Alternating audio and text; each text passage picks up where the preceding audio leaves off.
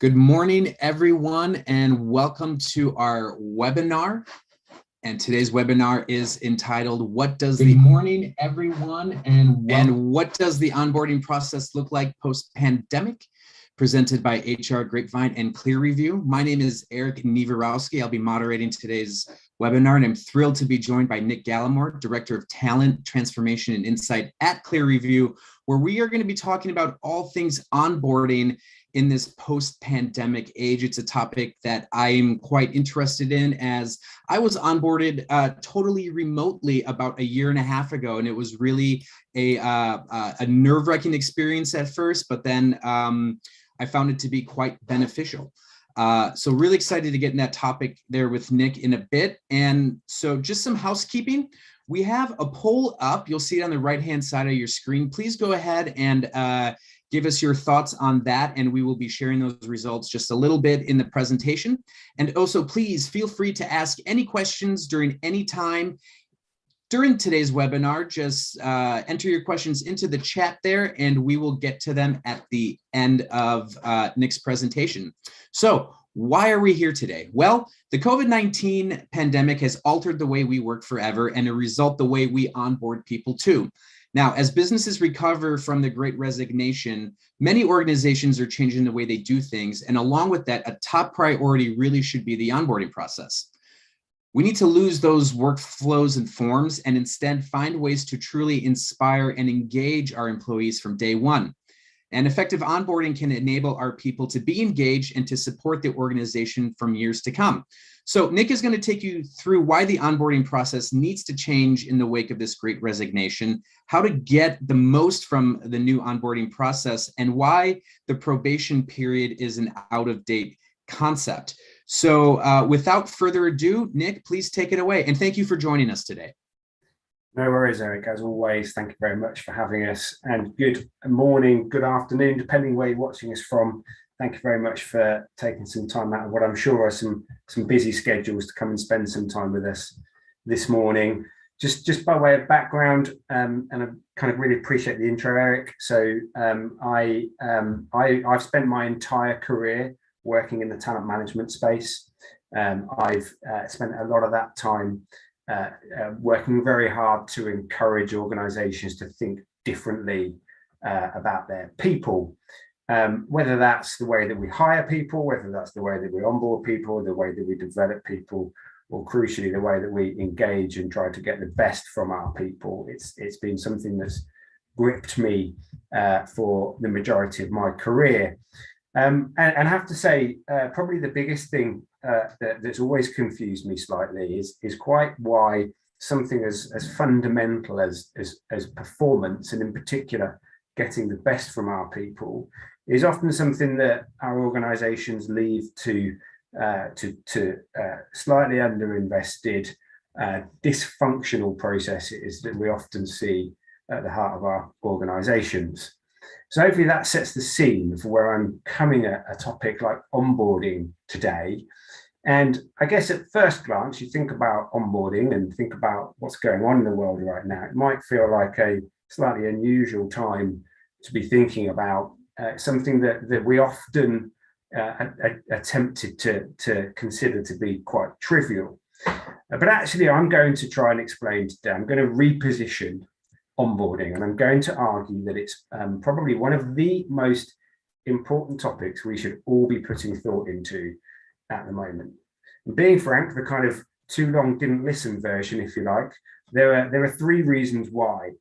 First, I think we're going to be doing an awful lot of it, and not just in the short term. Second, sad to say, historically, we've not actually been particularly good at it. And third, as Eric has called out already, the reality is that we're going to have to continue doing at least part of it virtually. And that makes the whole thing quite a bit more difficult in some ways. So I'm going to argue that now is the time to stand back, as Eric's called out already, as we think about the new way of work, that now is a great time to stand back and think about taking a radically different view of the new starter experience, throwing away some of the concepts that we've come to rely on when we think about new starters, things like probation periods, things like checklists, onboarding workflows, and instead focus on really strong adoption of the behaviors and techniques that we know are linked to high performance, things that we know work in the workplace. Now, to get there, I'm going to start with a bit of scene setting. First of all, a little bit of scene setting on Clear Review. Now, not a sales pitch, I'm not a salesperson at all, I promise, but it helps understand where we're coming at this from. So Clear Review, for those of you who haven't come across us before, is a continuous performance management software solution, very fast growing, about 400 customers now across the UK and the US. And critically, the piece I just want to focus on for a moment, Clear Review was founded back in 2017 with a specific aim of taking a what we call an evidence-based approach to performance management, focusing on a key question, which is how do we help our employees actually perform better? And that's the same question that I'm going to ask us about the onboarding process today. How do we help our employees in the first week, the first month, the first 3 months, the first 6 months, understand what performance looks like, help them become accountable for their own level of achievement. So hopefully that just gives you a little bit of background to, again, where we're coming from, why we're coming from it in this way. And just because it won't be proper housekeeping unless I also call out, you will have noticed on the first slide that I work for Clear Review, who are an advanced company, and you'll see that all over the slides today. Just in case you weren't aware, Clear Review were acquired by Advanced at this time last year. Advanced are one of the UK's largest software companies and are doing some really cool stuff in the HCM space, which you're going to find out about real soon. So I'm not going to spend too much more time on it, but hopefully that helps set the scene and puts us in a good place. You know where we're coming from. Now, I'm going to start then this journey into onboarding by a bit of reflection. And I've got to be honest, I went to my marketing team a couple of weeks ago and I said, I need a really, really cool visual for a webinar that I'm doing in a couple of weeks. And they said to me, Nick, what kind of visual do you want? We're visual people, we can come up with something. And I said, I need a visual which I think reflects how HR people are feeling right now. Bearing in mind, I spent most of my career as an HR person. I talk to HR people every single day. And bearing in mind the journey we've been on, they said to me, Nick, how is an HR person feeling today? And I said, well, I think we're probably feeling a little bit like we've been on this long, meandering, up and down journey that has taken no end of different turns, even now as I'm talking to you today. Just in case you're watching this on catch up, it's we're just ticking over into December 2021, and we've got yet more uncertainty about what's going to happen and what we're allowed to do and what we're not allowed to do, isn't it? Isn't it all very scary? But anyway, I think working in HR probably feels like it's been this journey, and we're tired. And they sent me a draft, and they said, Nick, this is just a draft of a visual. This is what we think you're talking about. And I said, do you know what? Actually, I think that it might be a draft, but actually, do you know what? I think you've encapsulated it pretty well. We are tired. We are exhausted. We've been beaten. And I won't go on about it for too long because I want this to be a cheery topic and a forward-thinking topic. But it is worth just a brief summary, I guess, just again touching back on where we've been. I think it's fair to say that certainly a couple of years ago, pre-Christmas 2019, we're all benefiting from a strong macro economic environment. Business was pretty good for most of us. We were spending time really, on that journey to continue to invest in our people. And all of a sudden, around about 18 months ago, our world came crashing down through various phases of furlough. Who knew that was a word a couple of years ago? Redundancy process, right sizing, business continuity plans. Turns out they weren't just plans, they were actually things we had to go do. Spinning up new virtual working environments, getting everybody set up to work from home, and bringing everybody back into the office, creating return to work plans, having everybody go home again, coming up with a hybrid plan that our leadership community would buy into, And here we are at the end of all of that hard work and that long winding road. And here we are, and we've got today's current big topic, this idea of the Great Resignation, which, if I'm being super cynical, it's like we've just spent the past 18 months working really hard to keep, to keep our businesses running, to keep the lights on.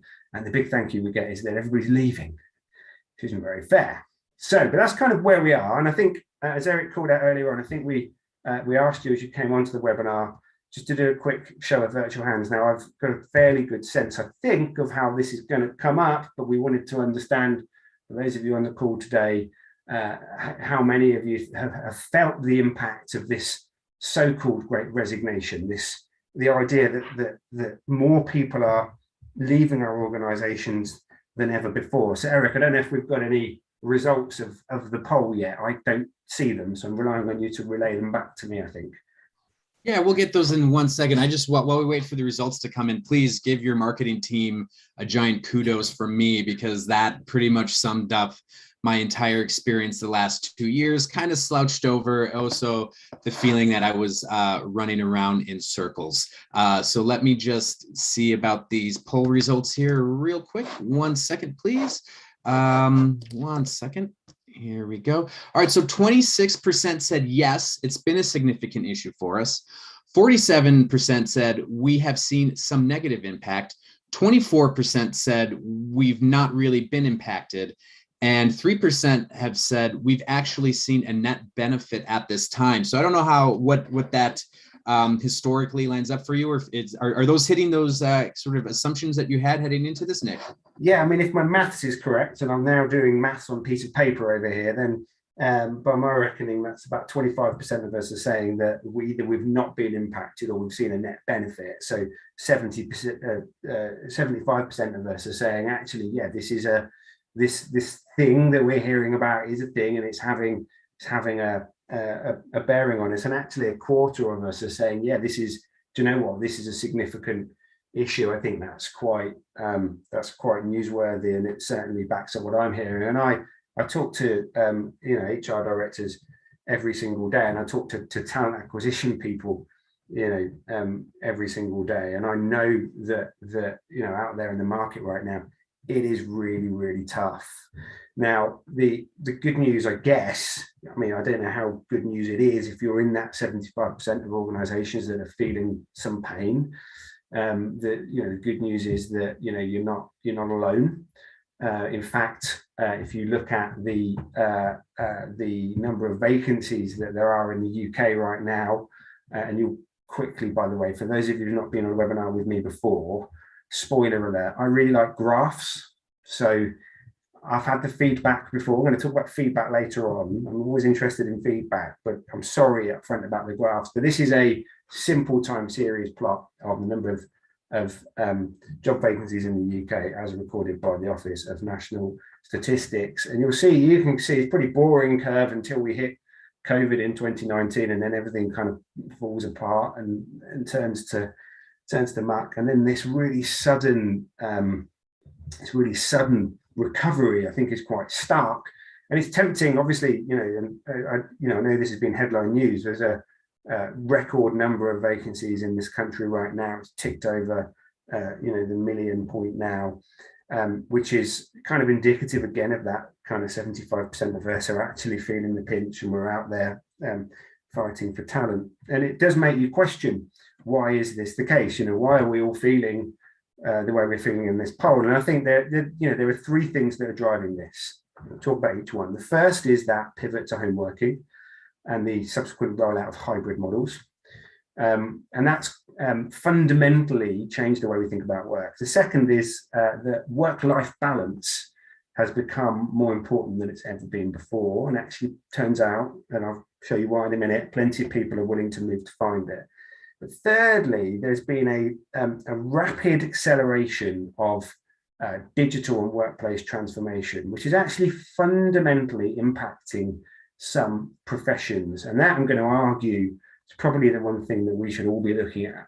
It's the one indicator which perhaps suggests that this Great Resignation is not going away particularly quickly. But I'll come to that in a minute. Let's just take things a level deeper. And I started by saying that the first thing that's really causing this picture is hybrid working. And I'm just going to talk about, I know we're probably all sick of the word hybrid working, but it's worth just spending a couple of minutes on it.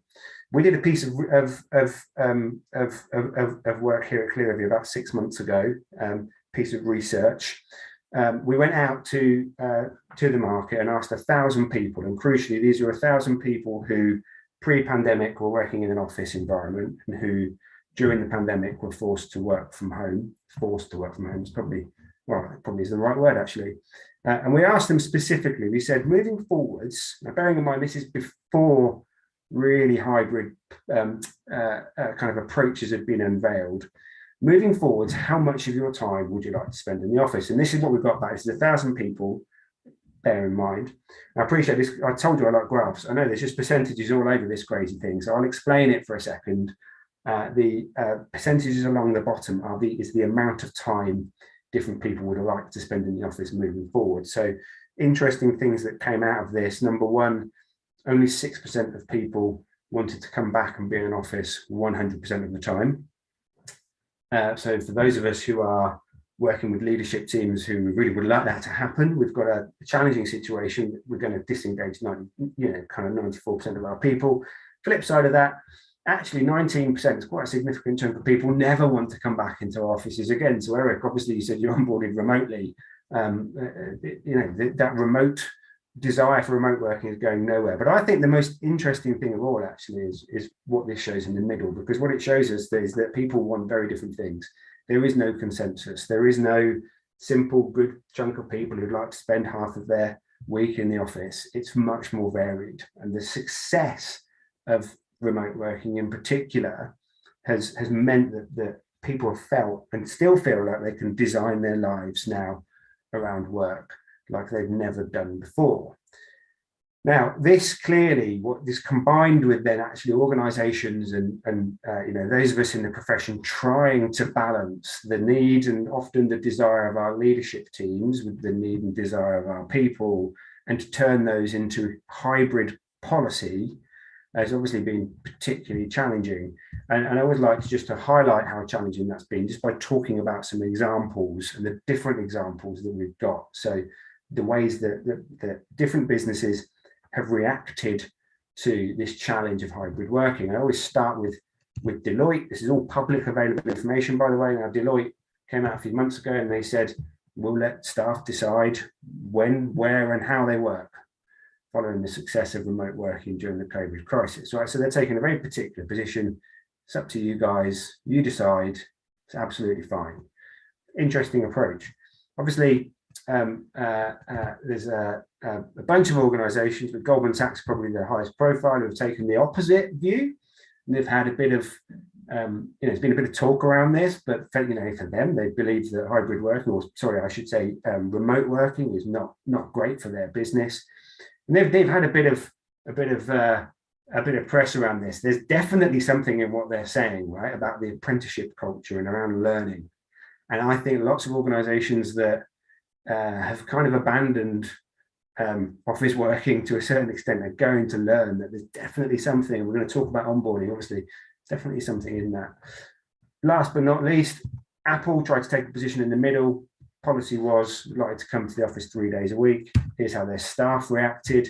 They accused their exec team of actively ignoring their people and called this as an open letter they sent. It feels like there's a disconnect between how the exec team thinks and the lived experiences. Right? So this has been hard, right? You've got this broad spectrum of employee desire, different ways that organizations are responding to that. And clearly that will drive some of what we're seeing right now. We'll see a pivot to home working has meant that fundamentally the rules of the game have changed. People can, and as we'll find out, are moving in response to that. Now, the second thing that I said was going on was the emergence of work-life balance as being a critical requirement. And that's really key to unpick what's going on in the labour market and why people are leaving organisations right now. So you've got this challenge around hybrid working policy and the different desires of people. Well, what we also know is that the things that engage people fundamentally changed over the past year. Now, I'm going to show you an excerpt now from a really neat piece of research done by the Achievers Workforce Institute. It's a report on engagement and retention. Not associated with Achievers in any way, shape or form, but it's a really cool report. I suggest you go and check it out if you can. Now, they run an annual survey every year, kind of cross-industry survey. What I really like about their survey is the way they ask some specific questions. And in particular, this question is my favorite. They ask, not why would you leave your current employer, but why would you stay at your current employer? And this is a broad, global piece of research, by the way. What they found that this year, it's published earlier on in 2021, they found that actually work-life balance right now is the biggest reason why somebody would stay with your organization. And it's a bigger reason, and this is almost unbelievable to me, a bigger reason than comp. And that is significant. So work-life balance, recognition and comp, not too surprising. Relationship with manager, not too surprising. Work-life balance has changed. There's another really interesting piece of research that's been done by Advanced, who Clear Review's parent company, mentioned them earlier on. That's called the Advanced Work Trends Index Report, which asked a slightly different bunch of questions. Now, one of the things they found is that actually 47% of people, as they think about going back to the office, 47% of people are worried about maintaining their work-life balance, which is twice as many people as who are concerned about losing their job right now. So hybrid working, sudden emergence of work-life balance, that all probably seems really, really clear. You might be tempted to think, do you know what, the Great Resignation, I get it, we're hybrid, COVID's going to go away, touch wood, we're all going to get back to normal, everyone's going to get used to this, the whole thing's going to settle down. But actually, no, don't think it is, because the third thing that's driving the Great Resignation, I think, is something much more material. And it's been beautifully described by McKinsey, who have talked about a concept that they call the quickening. You might be familiar with this. If you're not, the idea of the quickening is that in 90 days at the start of the COVID pandemic, we collectively went through 10 years of transformation, 10 years of transformation in just 90 days.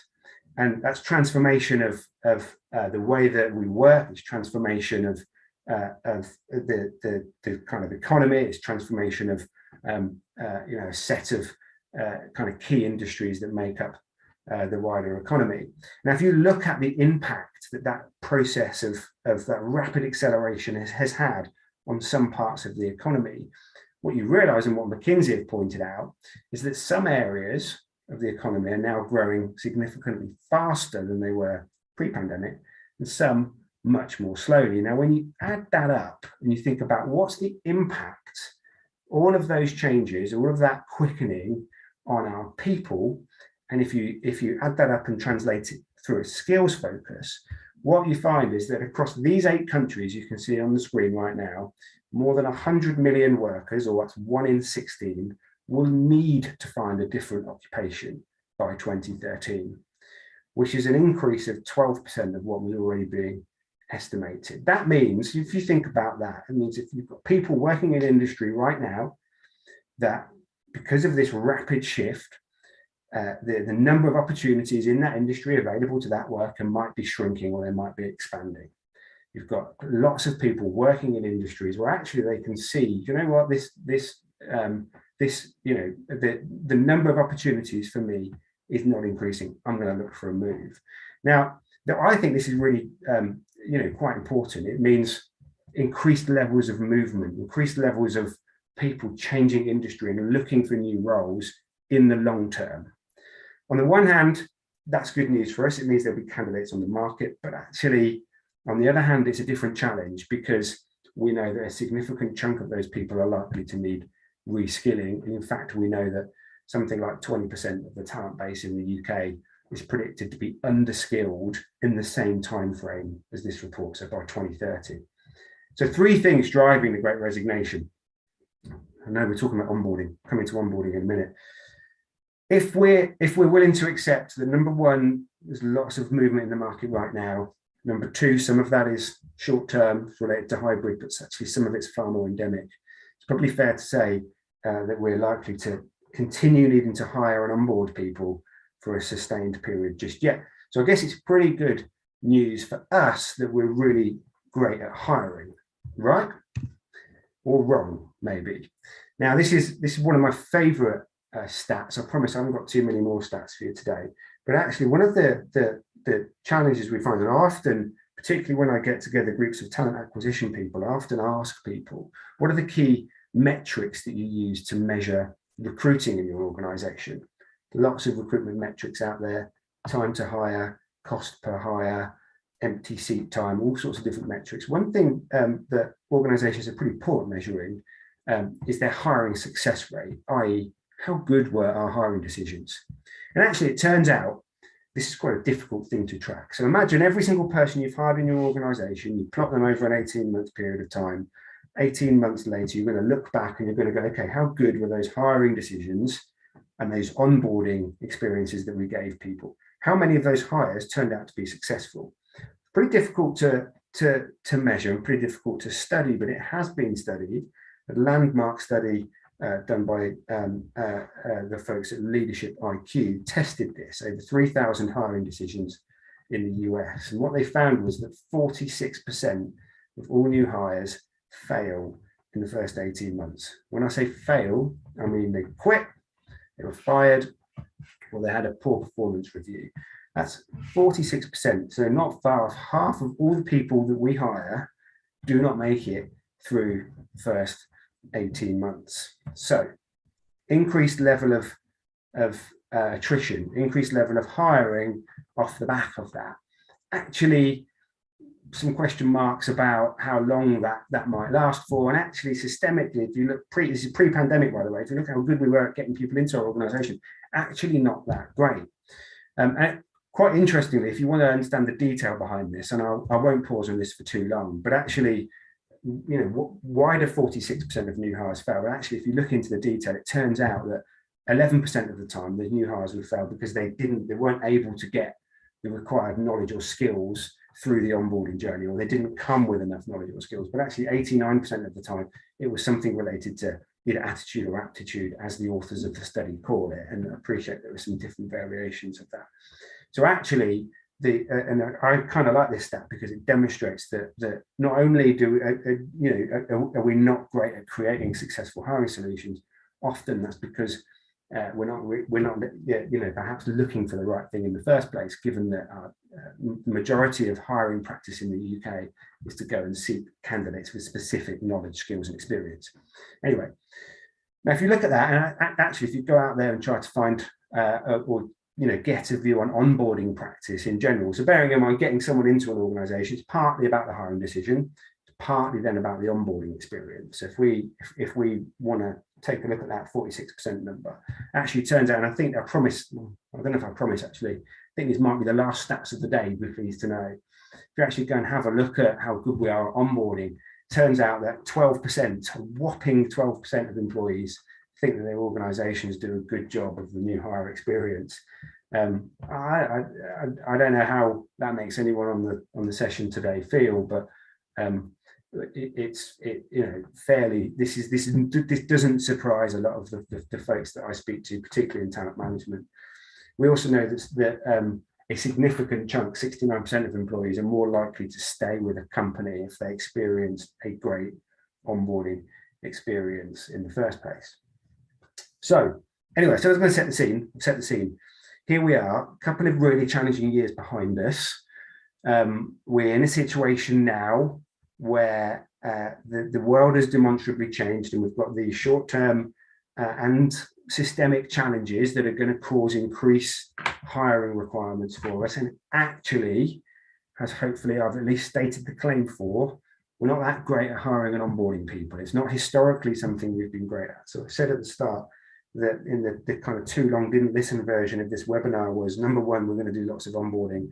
Number two, we're not very good at it. I haven't really talked about the fact that doing it virtually is harder, but let's just accept that is, it at very least makes it different. So what can we do about it? Why do I think that's hopefully you can kind of see why I believe we need to take a closer look at onboarding, and now's the right time to do it. The challenge around hiring is not going to go away. Next question, I guess, is, well, what is good onboarding? What is good? What does good look like? what does onboarding mean, right? And actually, as I alluded to earlier on, again, a kind of spoiler alert, when you think about good onboarding, sometimes I think we're not thinking about the right things. Now, there's a bunch of really great and kind of interesting onboarding models out there. The one that I like the best was created by Dr. Bauer from the SHRM Foundation.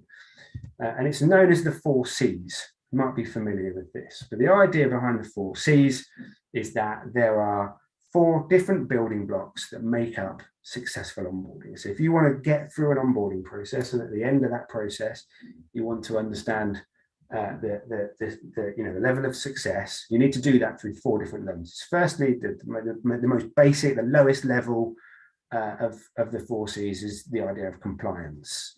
So introducing the employee to the basic legal, policy-related rules and regulations, the things that we need to do in order to get through new people into the business. Second level is this concept of clarification, and that refers to employees understanding the new job that they've been brought in to do and all of the related expectations of that new job. Third level is culture. Obviously a broad category, but let's argue that it includes providing employees with a sense of organizational norms, both formal and informal norms. And lastly, connection. And connection refers to this, the kind of vital interpersonal relationships and information networks that new employees must establish. Now, I don't know, I've forgotten to mention, by the way, it's my own arrow. Don't know if you can tell, I've done a bit of clever marketing myself. The reality looking at the 4 C's is actually, if you think about this through a virtual lens, the ones down the bottom, so compliance, clarification, are arguably a lot easier to achieve, particularly virtually, than culture and connection. Now, I'm interested, I've never done this poll before, so Eric and I can't remember if we're going to set this up or not, but I'm interested in just a bit more audience participation and see who's still awake. So I'm going to invite a poll. What I'm interested in understanding, hopefully we're firing this up in the background, is thinking about onboarding in your organization. Which level of the 4 C's do you think you routinely reach with your new starters? So I'm talking about routinely, yeah.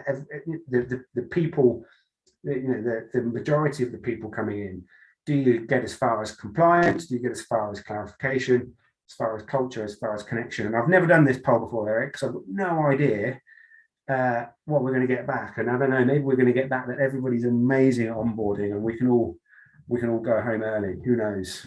Right. Well, we'll just wait a minute for those results to come through. And also a reminder to everyone, please feel free to enter any questions into the chat. We'll get through them. Nick, just one insight that I was absolutely shocked to see, that stat about nearly half of all new hires fail within that first year. That's really quite a staggering stat. So certainly something to really think about for everyone attending today's webinar. So let's just wait another second or two for the polls to come right in. And I mean, do you have, while we, so with this being your first poll, Nick, what are you, do you have any assumptions on what's going to come in? Yeah, I get, well, put me on the spot now, Eric. I think most of us do a pretty good job of compliance. I think we're pretty good at that. I think some of us do bits of clarification. Well, actually, do you know what? I think we're kind of in the hands of our managers when it comes to clarification. And I think, depending on the maturity of our management community, I think we're going to get some different areas there. I think some of us do some good stuff with culture. I think connection is where it's particularly difficult remotely. That's my hunch. Okay. Maybe the audience are going to prove me wrong. I don't know. Well, here we go. They just came through. So 8% said compliance, 36% said clarification, 32% said culture, and 35% said connection. Okay. So basically just over a third of each, on those bottom 3 C's, and then 8% for compliance. Okay. What do you make of that? Yeah, I think that's pretty broadly what I expect. So what we're saying here is most of us are pretty good at compliance. Yeah, we're only 8% of us kind of stop there. And actually, clarification, it's a pretty good picture.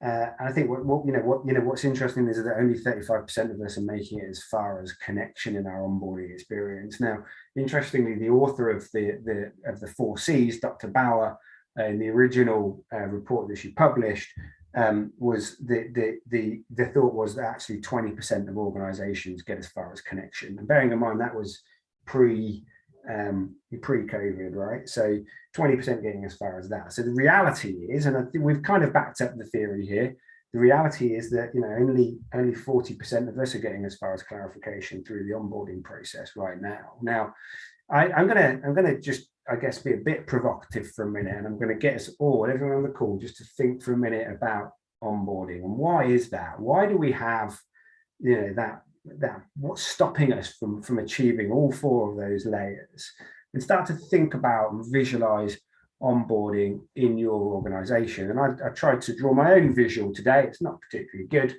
but it'll help me put some words around it. If you think about onboarding programs, most of us do a pretty good job of covering off compliance training because we have to, right? And not only that, it's not too difficult to do that virtually because we can automate it through an LMS. We can create, workflows, technological workflows with all sorts and all manners of really cool tools out there to spin up the right kind of learning intervention to make compliance happen. So that early stage of the 4Cs, and to a certain extent, kind of clarification. If you think about the standard induction process or the digital kind of induction process and what that might look like, that it's not difficult to understand how we can end up with doing a reasonable job of those. Now, where I think it gets quite a lot harder, though, if you think about the standard onboarding process, the kind of activities that you need to do, which lead to an understanding, a new starter's understanding of the culture of the organization, or leads to them connecting with the organization's purpose, are a lot harder to do. So I encourage everybody thinking about onboarding right now to really take a critical think about onboarding practice and ask yourself, how confident are you that new starters have really got an opportunity to get that sense of clarification, that sense of culture, and in particular, that sense of connection in their first 3 months? And as I said earlier, the leaders that I talk to nearly will always say to me, absolutely, that's the aspiration, people to come through the door, absolutely understand where we're going, be 100% on board from day one, but they're not confident that they're routinely achieving it. Sure, there'll be pockets of the business, great inspiring leaders who are able to switch that on, but at a base level, there's not, we're not confident about it. Now, when we think about onboarding as a set of processes or activities, and that's how we're used to thinking about it, a new starter works through. And Eric, I don't know what your experience was like, but I can imagine that there was some things that you needed to work through, conversations that you were having, you're exposed to information coming to you. But when we think about, I don't think we think enough about how we deliberately and with intent create that connection with purpose. And actually, when you really think about it, it probably shouldn't be that surprising, because one of the mainstays, and I think I want to provoke everybody on today, of the onboarding process that we're all familiar with, is this concept of a probation period. Let me just talk about that for a minute.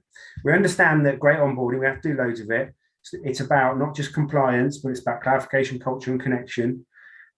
We accept that these are difficult things to do. They're not easy. We're not all achieving it. We don't have a great track record of doing it. And actually, if I play that back to you and say, really, in essence, what a lot of us are doing a lot of the time is onboarding people against this backdrop of something like a probationary period, during which basically there is an implied threat that you might not make the grade, during which you don't have access to the same benefits and perks, which are key cultural initiatives, remember, as other people. Basically, during which effectively the organization is saying, we're not sure that we hired the right person yet. And actually, if you flip that round, during which the person we've hired is perhaps questioning, I don't know if I joined the right organization yet, so why on earth would I attach myself to purpose? So if you think about that for a minute, effectively, a lot of what we're doing in the onboarding process is we're saying, look, we're not sure we hired the right person, but please, we don't know that, and we're not going to give you access to everything that everybody else has got, but can you attach and connect to our purpose, please? It's really important. It's actually quite a challenging message, right? So in these unique times, and particularly when onboarding is going to be of increased importance, the need to do it well is greater than ever. I think we need to find ways to connect employees to all 4 levels, despite the fact that some of it's happening remotely. And actually, we need to accept, or at least challenge, the notion of everything we do. And the thing that I want to challenge the notion of today is this concept of the probationary period in particular, which I believe has become nothing more than a corporate ritual that has worked in the past, won't work in the future. Something that we need to rethink. Now, fortunately for everybody in the call today, here at Clearview, we've been saving the world from corporate rituals since 2017. We started with the appraisal process. For those of you who know our material already, I won't harp on about this, but most appraisal processes are a pointless corporate ritual. They don't do what you think they do. They do not help people perform better at all. In fact, they do quite the opposite. They are demotivational and disengaging. They're based around the idea that you can review performance once a year, which is nonsense. You can't do it. Based around the idea that occasional feedback has any value, which it doesn't. And actually, the reality is that most people involved in an appraisal process don't like being involved in it in the first place. Now, taking the exact same logic, the same Clearview logic that we've applied to appraisals, we're going to call out probationary periods as being part of our problem moving forward when it comes to onboarding. Probationary periods are focused on compliance and policy and clarification. You don't pass a probationary period because you're connected to the organization's purpose. You don't pass a probationary period because you feel part of the organization. You pass a probationary period if your manager thinks it's appropriate for you to pass that probationary period. You might not pass a probationary period if you're not being particularly clear on what the goals were in the first place. That's fair to say, and you might not pass a probationary period if you don't if you're not compliant to actually work in that environment, but it don't help us achieve what we really need to achieve, which is connection.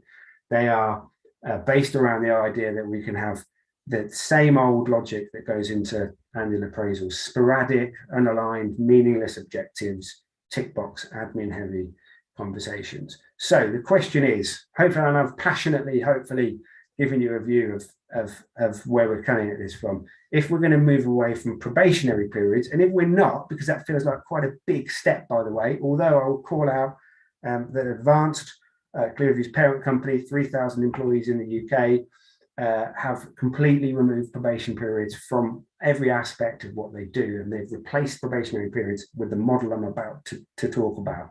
And it's been a thundering success that we'll talk about a lot more in the months to come. But even if you're not willing to go with me on the probationary periods piece, I hope you'll buy into and understand where I'm coming from a model of onboarding that I want to talk to you about, that we're calling the Clearview onboarding needs model.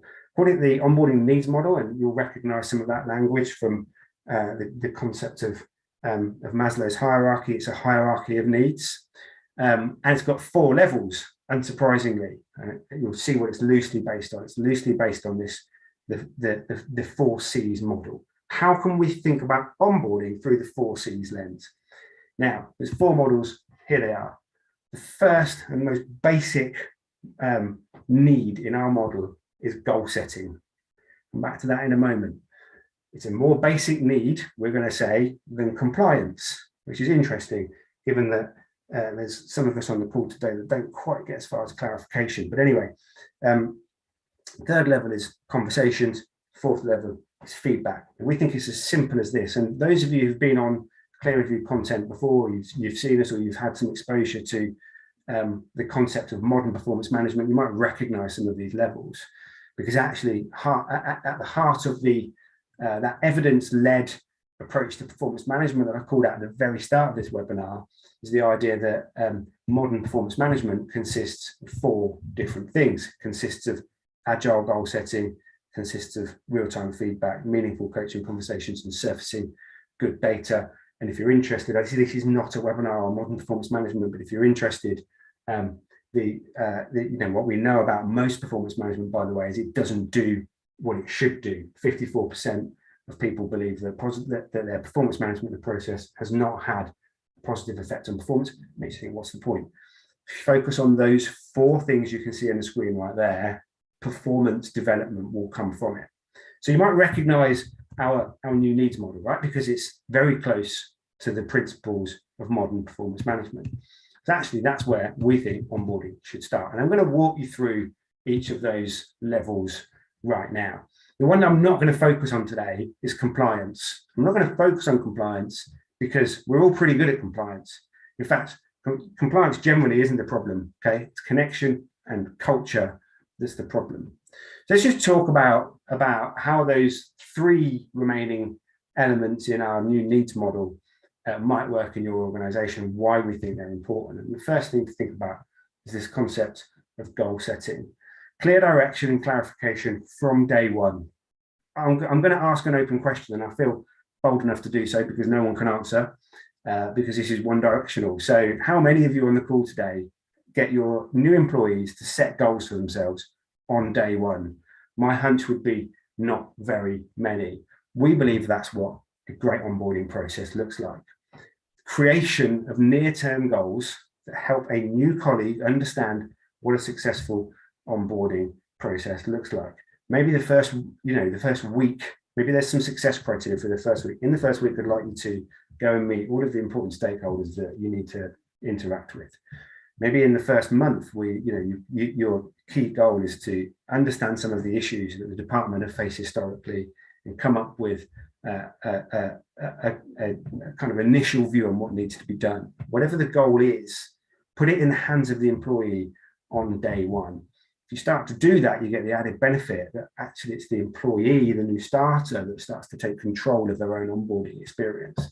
Equally, make sure those goals are aligned either to organizational goals, or if that's too early, to organizational values. Expose your new starters through the goal setting process to the cultural mainstays of the organization. It doesn't just stop with the new starter either. Think about goal setting for the wider team. You've got a team of people, presumably or perhaps working with you. Create some goals for those people to bring them into the onboarding experience. Make successfully onboarding a new starter a goal for other people in your organization. And I'd hazard a guess that we're not very good at thinking about goals this early on in the employee's experience. Fundamentally, we think it's the most important thing, part of our needs. If your new starters don't have very early goals, they're going to find it very difficult to get up as far as culture and connection later on in your onboarding experience. The third part of the onboarding needs model is this idea of regular early conversations. And again, another open question: how many of us have faith and confidence that our managers are having great quality conversations with their new starters during the onboarding process? It's a particular bugbear of mine when I hear about new starters joining an organization and their manager being on holiday on the first day. How on earth is that supposed to work? I don't know. We need a culture of regular quality conversations from day one. Conversations that are normally and predominantly focused on those goals that we've set for that individual, or preferably that individual set for themselves, but equally with plenty of space for questions and for simply getting to know each other, getting to know other people in the team, enabling through that conversation flow better connection, better sense of clarification. And don't limit that just to managers. Think about other employee relationships, mentors and buddies, and how we achieve culture exposure in those conversations. If you're wondering how to do that, it's just a couple of examples. It's actually quite easy to do if you think about tooling your managers up with a simple set of prompts. Here's a couple of really basic examples from the ClearView platform. The idea is manager sits down with a new employee very early on with the tool. They have a conversation. The manager is equipped, though, with a really good set of prompts that help them understand and help remind them what does a good conversation look like. Another example for you. Conscious of time, so I'm going to keep moving through. The top level, the very top of our pyramid earlier on in our needs model was this concept of feedback. We know from all the work that we've done, and we've talked about feedback endlessly here at ClearView, the importance of feedback on overall performance. But if you think about the importance of feedback through the new hire experience and how vital that could be in driving cultural connection, overall purpose connection of your new employees, how many of you, again, working in an environment where new starters are getting feedback from people as early as the first week? how many of you are experiencing new starters giving feedback to other people as early as their first week? We've seen examples of customers we work with who do a great job of really normalizing two-way feedback, both positive and constructive feedback from day one in the organization. Set some goals, understand very quickly whether the things that I'm doing are going to help me achieve those goals. The only way I'm going to understand that is if people give me feedback. Classic example, I do a few of these webinars. I'm stood in my office here today, got no idea if anyone's enjoying this unless somebody is bold enough to give me some feedback. If you would be so kind to do that, please reach out to me on LinkedIn later on. I really value it because I've got no idea who's enjoying it and who's not. Same goes for your new starters, particularly those new starters, Eric, I'm sure like yourself, sat in your house at home, not really sure whether the things that you're doing in that early experience actually are the right things or not. And just a super quick screenshot of how you could tool feedback up. I'm not going to talk too much about that. And if you just get back to the 4 C's again, because it's just a nice way of thinking about it. And back to that realization that we had earlier on, only 20% or 35% of people in our poll get as far as connection.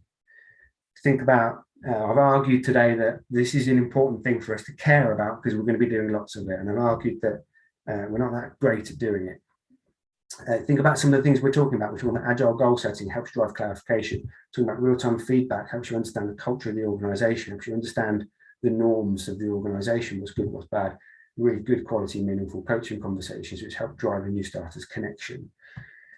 Imagine a world where we can do that without and drive amazing onboarding results without having to rely on the corporate ritual of a probationary period that we've come to rely on because we're not sure if we've hired the right person in the first place, and we want to keep that option on the table. And you can hopefully quite quickly see a different way, or a way of reinventing the onboarding process with good quality, key, continuous performance management principles.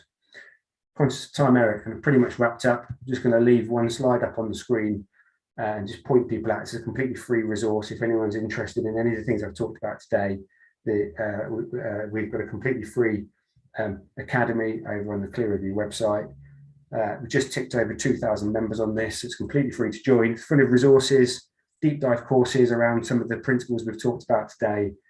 Lots of really cool content aimed around performance culture. So I invite anybody, if you've enjoyed this session at all, feel free to jump on over and meet us. And on that point, Eric, I think hopefully you've enjoyed hearing me out today. So I'll hand back to you in case you've had any questions. Thanks, Nick. I mean, my feedback for you is I thought that was a very, I really enjoyed it. So and this concept of ending the probationary period, I think is really interesting. It's quite radical. And it certainly seems like as the world of work is rapidly shifting so much in that last 18 months that doing away with the probationary period certainly makes sense. Because I remember, when you said that, I was thinking back to like some past work experiences where everyone else had that perk box card, right? So they all got that free coffee from Nero once a week. And I always had to pay for it when we went out. And I just never thought that was entirely fair because I hadn't worked there for 6 months. So one question I'd like to ask you, and I'd like to stick with this concept of doing away with the probationary period. So say there's a situation where a line manager escalates an issue with a new starter at the end of their probationary period, right? So it's right out of the blue and with no warning. And to make matters worse, there's no data to back up or support any of their concerns. So my question to you is, how could the approach you're describing help in this scenario? I think, it's a good question. I think it helps in 2 ways. Number one, if we're really driving a goal setting and a conversation culture into the organization, and we've got managers who are truly living that, and I appreciate that's not necessarily going to be the case in all of our organizations, then you would absolutely expect the number of times that happens. And it's certainly happened to me. It's like out of the blue, we don't want to fail this person's probation tomorrow.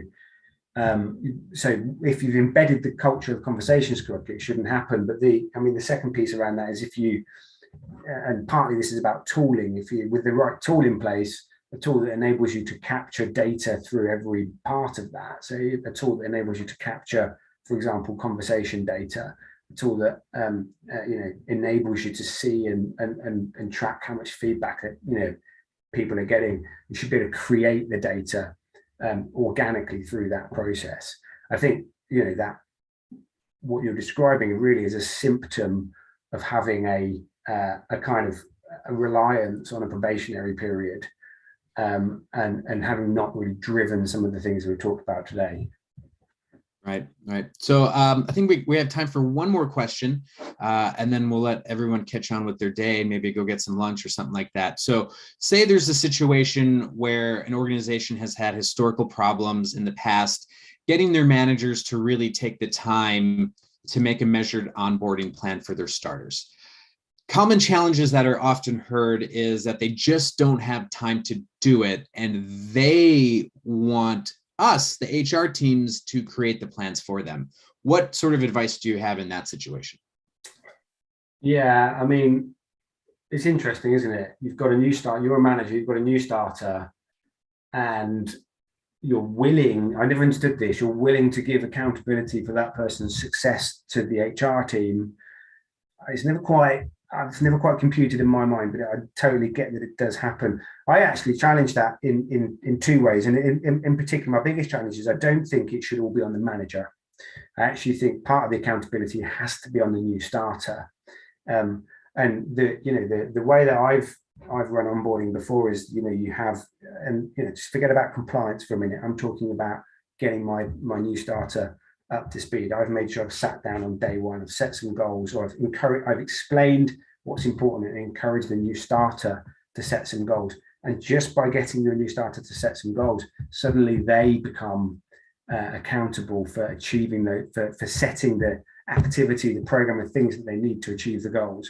So I think when you think about onboarding, as a manager needs to create an hour by hour, day by day plan for somebody, I can see how that becomes quite frustrating to a manager, or feels like quite a lot of work. So my challenge is always actually just break it down. The manager's role is to make sure we've got good quality goals, and actually that they're having good quality conversations with people through that new starter experience. But actually it becomes more about the new starter then to navigate and set the work that they need to do. Actually, if you take that approach, then you kind of, it becomes less about, is it the manager or is it HR doing this, if that makes sense. Yeah, I love that concept of the new starter having some accountability as well, because that really sets them up for this sort of mutual understanding that they're both less I work for you and more that we all work together. So Nick, if you don't mind, I'm going to just squeeze in one more quick question, right? And I want to talk about culture, right?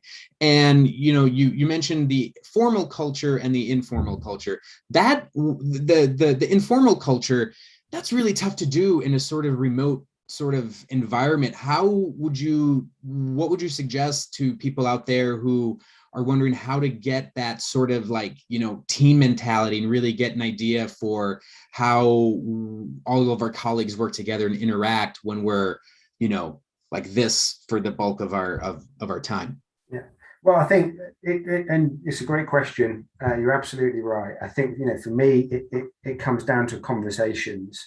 I have to stress, I think it's really important that we make sure our managers, our new starters, and actually everybody else in the teams that they're joining, that we normalize normal conversations. I know that seems like a strange thing to say. So what I'm not saying here is that you should set some really robust goals and then have a conversation purely about goals and hold people to account only for that. You have to make space for proper conversations. You have to normalize having a conversation about how you're doing today. You have to normalize conversations between people. We have to normalize and enable, make space in our people's schedules to talk to each other in the way that they would if you were sat next to somebody.